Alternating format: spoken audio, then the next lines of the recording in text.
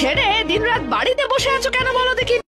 কেন চোদানি, তোমার গুদ ধরে কে টেনেছে? তুমি এখন এসে খানকিগিরির কথা বলছো? বড় মহাসতী রেন্ডি মাগি, মাজায় মেরে ভেঙে ফেলে দেবো জানিস? মাগি চোদানি, সুন্দরবনের কি বলবো তোকে ভগবান জানে।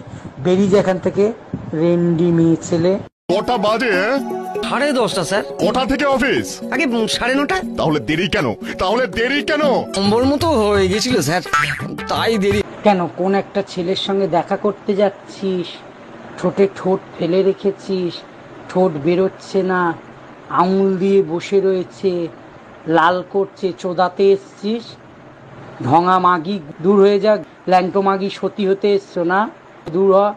আমি এরকমও গেছে, রাস্তায় হাঁটতে হাঁটতে অটোওয়ালা বা কেউ এমনি দাঁড়িয়ে রয়েছে, ইচ্ছে করে বলছি, শুনুন না আমি রাস্তা হারিয়ে ফেলেছি, জানেন এইটা কোথায় যাবে? তোর বাড়ি কোথায়? কোথায় থাকিস? তোমার বাড়ি কোথায়? কোথায় থাকো? গল্পে গল্পে বলছে, আয় তোকে ছেড়ে দিয়ে আসছি বলে ফাঁকা জায়গায় গিয়ে চুষি টাসিয়ে আবার এসে একই জায়গায় ছেড়ে দিল। আদৌ বাড়িও পৌঁছালো না, এদিকে ব্যাস কাজ হয়ে গেল। বোন বোন আমার সর্বনাশ হয়ে গেছে রে, ও আবার অন্য একজন মেয়েকে বিয়ে করে বাড়িতে নিয়ে এসেছে। ভাতার তো ছেড়ে দিয়েছে, ভাতার তো জানতে পেরেছে।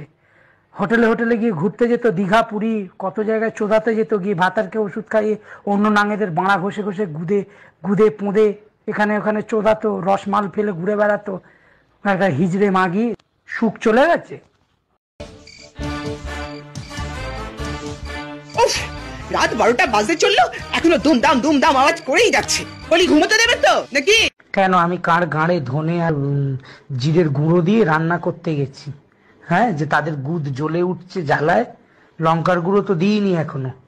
লঙ্কার গুঁড়ো দিয়েছি, লঙ্কার গুঁড়ো দিলে সে তো বেঁচে ফিরতে পারবে না, একেবারে ঝেমে দেবো, মেজে দেবো। কই গো গিন্নি, আর কি আছে দাও? আর কি কিছু রেঁধেছে নাকি যে দেবে?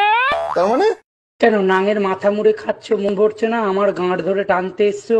সারাদিন আমি কষ্ট করে তোদের মতো বডি সেল করে খাচ্ছি নাকি? এই বডি সেল করে খাওয়া মাগিরা, বাগদি চুদি রেন্ডি মা মেগো ধুরানি কাওড়া চুদি চোদাতে এসছে। মুখটা দেখ না, মুখটা দেখলে গাটা জ্বলে উঠছে, গিনগিন করে উঠছে। খান কি, দূর হ। হলো তো, নে এবার ঠালা সামলা। বউয়ের খোটা খাওয়ার থেকে না খেয়ে থাকা ভালো। সত্যি না, কি ঢং করতো। এই আমাকে দিদি বলবে না, বোন বলবে না, এই করবে না, সেই করবে না, গ্রুপে ঢুকে একবার উত্তাল ভেল ওই ভেলি মাগির। তখন তো আমি অত বুঝতাম না, সত্যি বলতে আমি ওইভাবে ওকে ভাবিনি। পরে গ্রুপ থেকে বেরিয়ে গিয়ে মাঝে মাঝে যখন কামড় খেত দেখতাম, জানতাম, তখন ওর রূপ জানলাম।